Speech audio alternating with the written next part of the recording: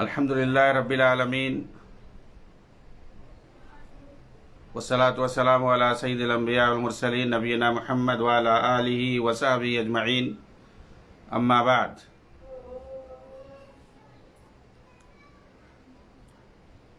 قال اللہ تعالی فی کلامہ المجید اعوذ باللہ من الشیطان الرجیم بسم اللہ الرحمن الرحیم وَإِن تَعُدُّوا نِعْمَةَ اللَّهِ لَا تُحْصُوهَا ان الانسان لظلوم کفار۔ محترم ناظرین کرام اور دیگر سامعین، امام بربہاری کی کتاب شرح السنہ کے ساتھ ایک بار پھر میں آپ کے سامنے حاضر ہوں۔ انشاءاللہ آج سے شرح السنہ کے متن کی تشریح شیخ ربیع مدخلی حفظہ اللہ کی کتاب عون الباری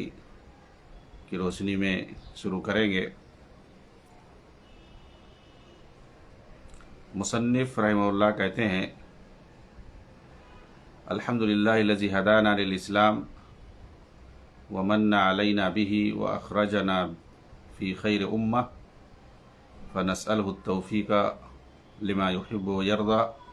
والحفظ بما یکرہ ویسخط۔ یعنی تمام تعریف، ہر طرح کی تعریف وہ اللہ رب العالمین کے لیے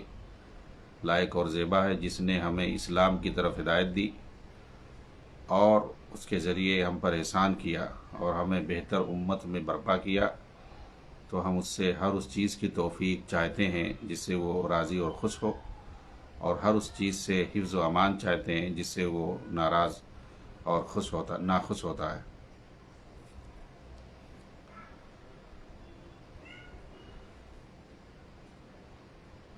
یہاں پر مصنف رحمہ اللہ نے اللہ رب العالمین کی تعریف سے اپنی کتاب کا آغاز کیا ہے، حمد و ثنا کی ہے سب سے پہلے، اور اس چیز کو لے کر اللہ رب العالمین کی حمد و ثنا کی ہے جو بندوں پر اللہ رب العالمین کی عظیم نعمتوں میں سے۔ نعمت بہت زیادہ اللہ رب العالمین کی ہر طرح کی نعمت ہے، انسانوں پر ظاہری بھی ہے اور باطنی بھی۔ وَإِن تَعُدُّوا نِعْمَةَ اللَّهِ لَا تُحْصُوهَا، اگر تم اللہ کی نعمتوں کو شمار کرنا چاہو تو نہیں کر پاؤ گے۔ اور اگر دیکھا جائے تو سب سے بڑی نعمت انسان پر جو ہو سکتی ہے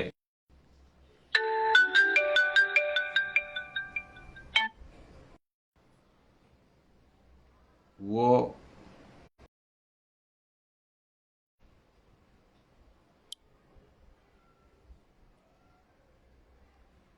سب سے بڑی نعمت انسان پر جو ہو سکتی ہے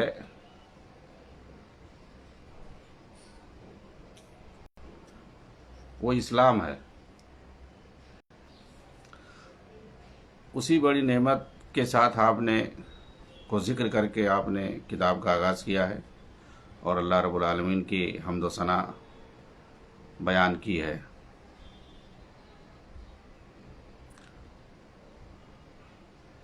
یعنی انسان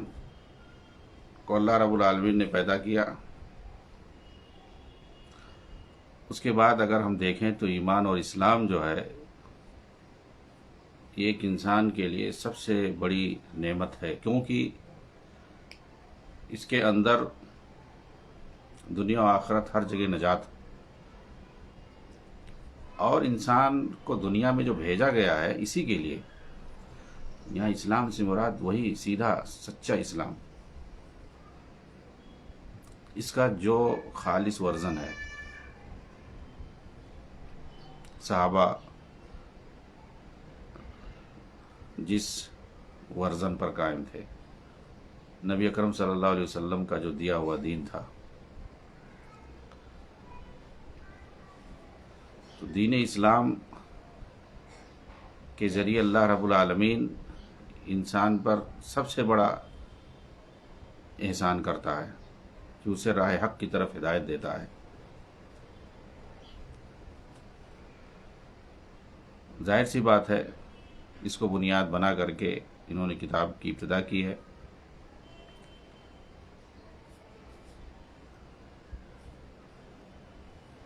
چنانچہ شارح حافظ اللہ کہتے ہیں کہ الحمد جو تعریف اور مدح کے معنی میں آتا ہے، یہ اختیاری اچھائیوں پر زبان سے حمد و ثنا بیان کرنے کو کہتے ہیں، خواہ وہ نعمت ہو یا کوئی اور چیز ہو۔ چنانچہ مصنف رحمہ اللہ کی حمد و ثنا بیان کر رہے ہیں اور اس کا شکریہ ادا کر رہے ہیں اس عظیم نعمت پر جس سے انہیں سرفراز کیا گیا، یعنی اسلام کی نعمت جس کے ذریعے اللہ نے اپنے مسلمان بندوں پر احسان کیا ہے۔ ابن قیم رحمہ اللہ کہتے ہیں کہ حمد اور شکر کے درمیان فرق کو لے کر لوگوں نے کلام کیا ہے کہ دونوں میں کون زیادہ اعلیٰ اور افضل ہے، اور حدیث میں ہے الحمد راس الشکری لم یحمد اللہ لم یشکرہ، حمد جو ہے یہ شکر کی بنیاد ہے، جس نے اللہ کی حمد و ثنا بیان نہیں کی اس نے گویا اس کا شکر ادا نہیں کیا۔ اور دونوں کے درمیان یعنی حمد اور شکر دونوں کے ذریعے سے تعریف کی جاتی ہے، چونکہ حمد کے ذریعے بھی اور شکر کے ذریعے بھی، تو دونوں کے درمیان کیا بنیادی فرق ہے اس چیز کو بیان کر رہے ہیں۔ دونوں کے درمیان یعنی حمد اور شکر کے درمیان فرق یہ ہے کہ شکر اپنے انواع اور اسباب کی جہت سے عام ہے اور اپنے متعلقات کی جہت سے خاص ہے، اور حمد جو ہے یہ اپنے متعلقات کی جہت سے عام ہے جبکہ اپنے اسباب کی جہت سے خاص ہے۔ اور اس کا مفہوم یہ ہے کہ شکر دل سے بھی ہوتا ہے خشوع اور خضوع کے ساتھ، زبان سے بھی ہوتا ہے اور اعضاء و جوارح سے بھی، ثنا اور اعتراف کے ساتھ، فرما برداری اور اطاعت کے ساتھ، اور اس کا متعلق نعمتیں ہیں ذاتی اوصاف کو چھوڑ کر۔ چنانچہ یہ نہیں کہا جائے کہ ہم اللہ کا شکریہ ادا کرتے ہیں اس کی حیات، اس کی سمع و بصر اور اس کے علم پر، ان سب پر اس کی حمد بیان کی جائے گی، جس طرح کی وہ اپنے احسان اور عدل کے ساتھ محمود ہے، اور شکر احسان اور نعمتوں دونوں کے ساتھ ہوتا ہے۔ اس طرح شکر جس طرح سے بھی متعلق ہوگا، حمد بھی اس سے متعلق ہوگا جبکہ اس کے برعکس نہیں ہے، اور جہاں بھی حمد واقع ہوگا وہاں شکر بھی ہو سکتا ہے جبکہ اس کے برعکس نہیں ہے، کیونکہ شکر جو ہے یہ اعضاء و جوارح سے ہوتا ہے اور حمد دل اور زبان سے ہوتا ہے۔ تو یہ دونوں کے درمیان اگر دیکھا جائے تو عموم خصوص من وجہ کی نسبت پائی جاتی ہے ایک طرح سے۔ چنانچہ حمد کا ذکر اسی لیے اللہ رب العالمین کے ساتھ اور اس کی نعمتوں کے ساتھ عام طور سے کیا جاتا ہے، اور شکر جو ہے یہ عام ہے انسانوں کے لیے، یعنی کسی بھی چیز پر شکر ادا کرتے ہیں۔ تو حمد و صلات کے بعد آگے جو بنیادی چیز ہے، مصنف رحمہ اللہ کہتے ہیں اعلموا ان الاسلام هو السنہ والسنۃ ہی الاسلام ولا یقوم احدهما الا بالاخر، جان لیں کہ اسلام ہی سنت ہے اور سنت ہی اسلام ہے، دونوں میں سے کوئی بھی ایک دوسرے کے بغیر قائم نہیں رہ سکتا۔ سنت یعنی نبی صلی اللہ علیہ وسلم کی حدیث، اور حدیث جسے کہتے ہیں اسی کو سنت کہتے ہیں۔ آپ کے اقوال و افعال اور تقریرات کو حدیث کہتے ہیں اور سنت بھی اسی کو کہتے ہیں۔ آپ کے اقوال اور افعال اور تقریرات کا مطلب یہ ہوتا ہے کہ آپ کے سامنے کوئی کام ہوا ہو، کسی نے کیا ہو اور آپ اس پر خاموش رہے ہوں، تو وہ بھی گویا دلیل ہوتی ہے اور وہ بھی حدیث میں شمار ہوتی ہے۔ جسے کوئی صحابی کہے کہ ہم نبی کے زمانے میں ایسا کرتے تھے، تو وہ بھی حدیث ہے، وہ بھی سنت ہے۔ تو یہاں پر دیکھیے دونوں کو کیسا انہوں نے ایک کر کے دکھایا ہے۔ بہت سارے لوگ کہتے ہیں قرآن ہمارے لیے کافی ہے، تو انہوں نے قرآن کو ذکر ہی نہیں کیا ہے، سیدھا سنت کو ذکر کیا ہے۔ قرآن تو ہے ہی ہے، دین سب اسی میں ہے۔ تو اس طرح سے دیکھا جائے، کیونکہ تشریح ہے، سنت یہ دین کی تشریح ہے، قرآن کی تشریح ہے، اس کے بغیر کام نہیں چل سکتا ہے۔ اسی لیے سیدھا انہوں نے اس کا ذکر کیا ہے کہ اسلام ہی سنت ہے، سنت ہی اسلام ہے۔ یعنی سنت کے اندر سب کچھ ہے، قرآن بھی ہے، حدیث بھی ہے، سب ہے سنت کے اندر۔ کیوں؟ اس لیے کہ نبی صلی اللہ علیہ وسلم کی زندگی سے عبارت ہے، اور آپ نے دین پر عمل کر کے دکھا دیا ہے، تو آپ کی جو زندگی ہے اور آپ کی جو سنت ہے وہی اسلام ہے۔ کیونکہ آپ نے جو لوگوں کو دین سکھایا ہے اسی پر عمل کیا جائے گا، تو آپ کی زندگی کے مطابق ہی چلیں گے ہم۔ وَلَكُمْ فِي رَسُولِ اللَّهِ أُسْوَةٌ حَسَنَةٌ، آپ کی زندگی میں بہتر اسوہ ہے، نمونہ ہے۔ تو آپ ہی کی زندگی جو ہے اور آپ ہی کی سنت، آپ نے جو کچھ کیا ہے، کہا ہے اور آپ کے سامنے ہوا، آپ اس پر خاموش ہیں۔ تو یہی یعنی آپ کی زندگی، آپ کی جو سنت ہے، یہی اصل دین ہے، اور اسی کو فالو کرنے کے لیے کہا گیا ہے۔ تو اس طریقے سے گویا آپ یہ سمجھانا چاہتے ہیں کہ سنت سے ہٹا اگر کوئی انحراف کسی نے اختیار کیا نبی کے طریقے سے، نبی کی سنت سے، تو سمجھ لو دین سے ہٹ رہا ہے، کیونکہ آپ نے کہا کہ سنت ہی اسلام ہے اور اسلام ہی سنت ہے۔ شاعر رحمہ اللہ کہہ رہے ہیں کہ یہاں مصنف رحمہ اللہ سنت کے مقام کو بیان کر رہے ہیں، کیونکہ اسلام تو تمام انبیاء کی دعوت رہی ہے، جیسا کہ ارشاد باری تعالیٰ ہے، ان الدین عند اللہ الاسلام، بے شک دین اللہ کے نزدیک اسلام ہی ہے۔ مزید اللہ تعالیٰ نے فرمایا وَمَن يَبْتَغِ دِينَ الْإِسْلَامِ وَمَن يَبْتَغِ غَيْرَ الْإِسْلَامِ دِينًا فَلَن يُقْبَلَ مِنْهُ وَهُوَ فِي الْآخِرَةِ مِنَ الْخَاسِرِينَ، جو اسلام کے علاوہ کوئی اور دین تلاش کرے گا تو اسے ہرگز قبول نہ کیا جائے گا، اور آخرت میں وہ خسارہ اٹھانے والوں میں سے ہوگا۔ اور سنت نبی اکرم صلی اللہ علیہ وسلم کے طریقے آپ کے منہج اور اخلاق کو کہتے ہیں، چنانچہ جو اس سنت پر نہ ہو، نبی صلی اللہ علیہ وسلم کے منہج اور طریقے پر نہ ہو، آپ کے اخلاق پر نہ ہو، وہ بدعتی اور گمراہ ہوگا، وہ اسلام پر نہیں ہوگا۔ اور اگر کوئی جان بوجھ کر اس کی مخالفت کرے، نبی کی سنت کی مخالفت کرے، نبی کے منہج اور طریقے کی مخالفت کرے جان بوجھ کر، تو وہ منافق یا کافر ہوگا۔ ہم ہر ایک سے اللہ رب العالمین کی پناہ چاہتے ہیں۔ یعنی کوئی دین اسلام سے جیسے پھر جاتا ہے یا ہٹ جاتا ہے، اس کی مخالفت کر، سیدھا اسلامی شریعت کے خلاف جو کوئی کچھ کہتا ہے، تو وہی مقام سنت کا ہے۔ سیدھا جو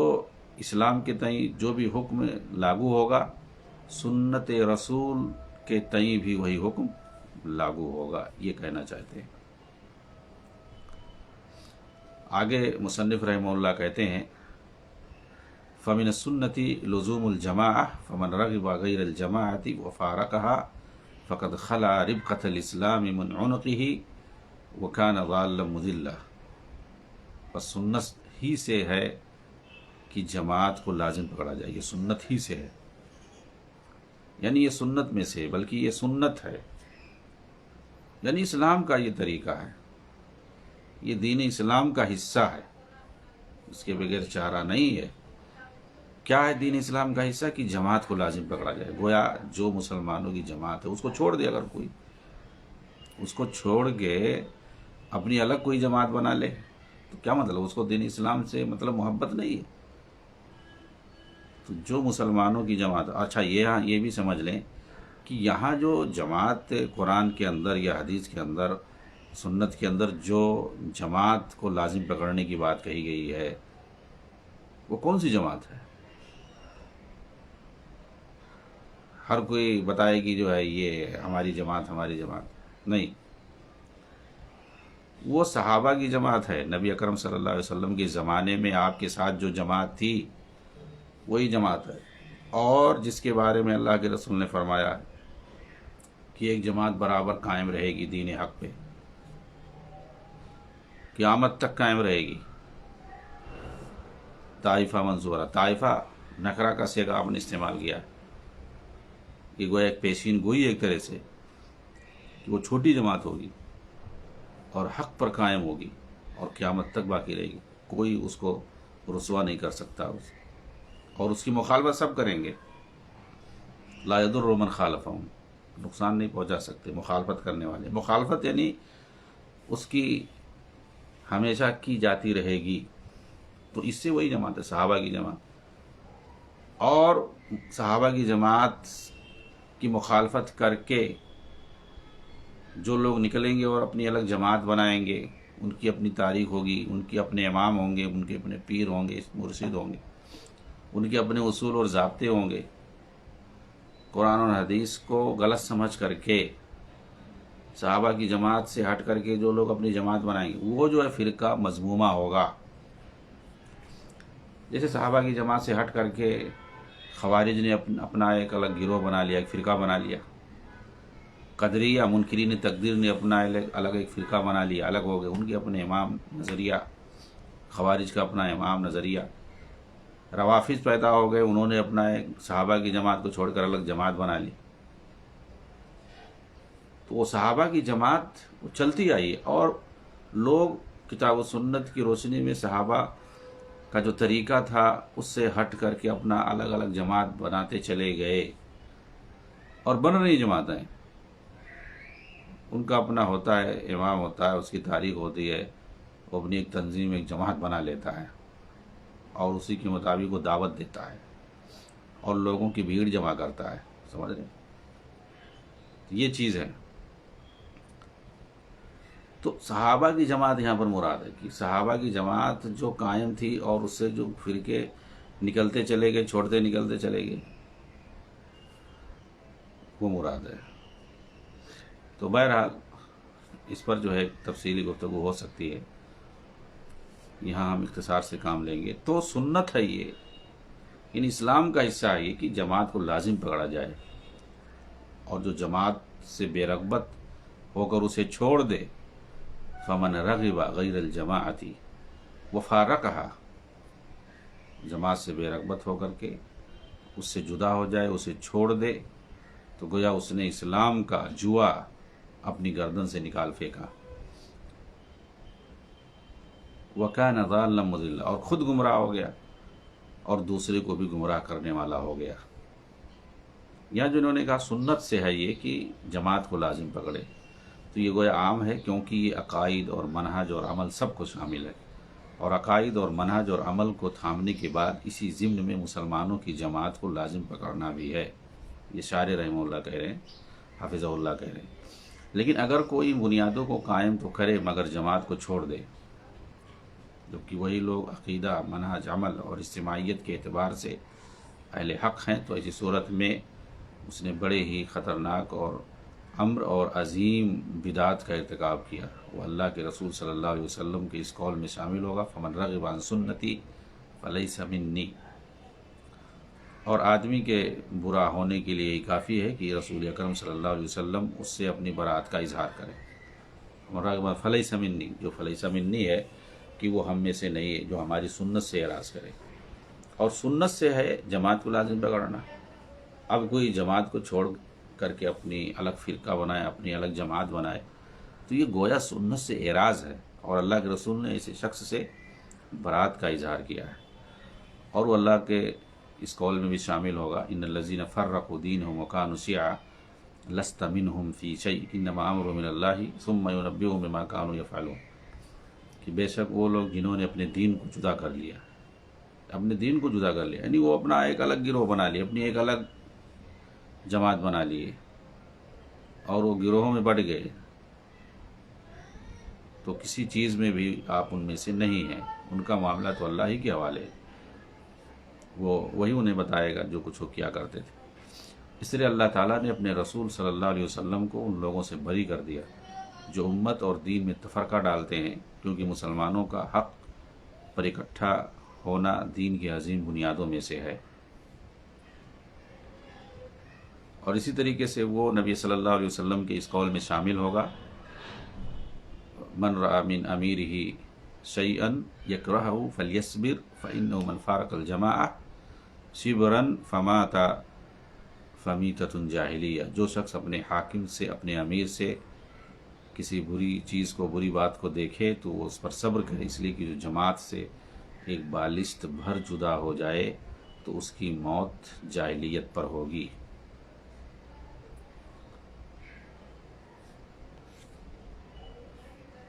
اور مصنف رحمہ اللہ کا یہ قول ایک طویل حدیث کا جز ہے، یعنی گویا جو آپ نے بات کہی ہے ایک حدیث کا مفہوم آپ نے پیش کیا ہے، اور وہ حدیث کہہ رہے ہیں کہ حارث اشعری رضی اللہ عنہ نے نبی اکرم صلی اللہ علیہ وسلم سے روایت کیا، اس کے اندر یہ ہے کہ آپ صلی اللہ علیہ وسلم نے فرمایا وَأَنَا أَمُرُكُمْ بِخَمْسٍ اللَّهُ أَمَرَنِي بِهِنَّ، میں ایسے 5 امور کا حکم دوں گا تم لوگوں کو جن کا اللہ نے مجھے حکم دیا ہے، السمع والطاعہ، بات سننا اور اطاعت کرنا، والجہاد اور جہاد کرنا اللہ کی راہ میں، والہجرہ اور ہجرت کرنا، والجماعہ اور جماعت کے ساتھ رہنا، جماعت کو لازم پکڑنا۔ تو یہ گویا جو 5ویں چیز ہے جماعت کے ساتھ رہنا اور اسے لازم پکڑنا،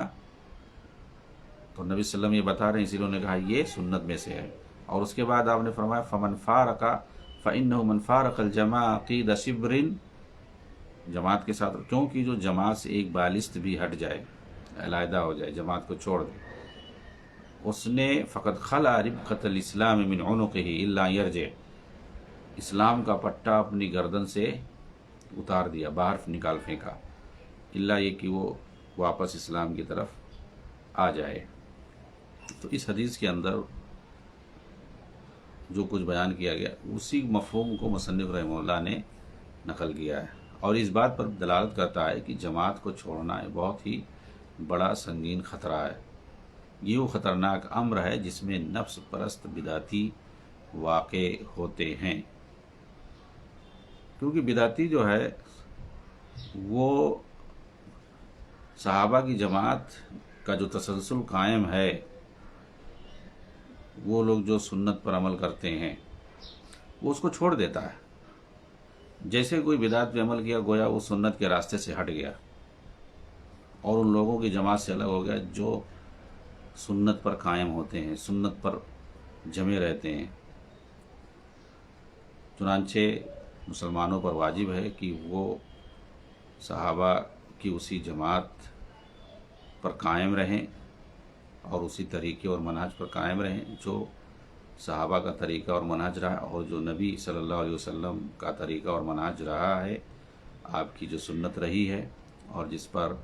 یہ حدیث حارث اشعری رضی اللہ عنہ اور اسی طرح سے اوپر کی دونوں حدیثیں دلالت کرتی ہیں، وہ جماعت کو لازم پکڑے، کیونکہ جماعت اور اس پر قائم رہنے والے ہی برحق ہیں، حق پر ہیں۔ تو ایک بار میں پھر کہوں گا کہ یہاں جماعت سے مراد وہی صحابہ کی جماعت ہے۔ اللہ رب العالمین ہم سب کو مسلمانوں کی جماعت کے ساتھ قائم اور دائم رکھے اور فرقہ بندی سے محفوظ رکھے۔ السلام علیکم ورحمۃ اللہ وبرکاتہ۔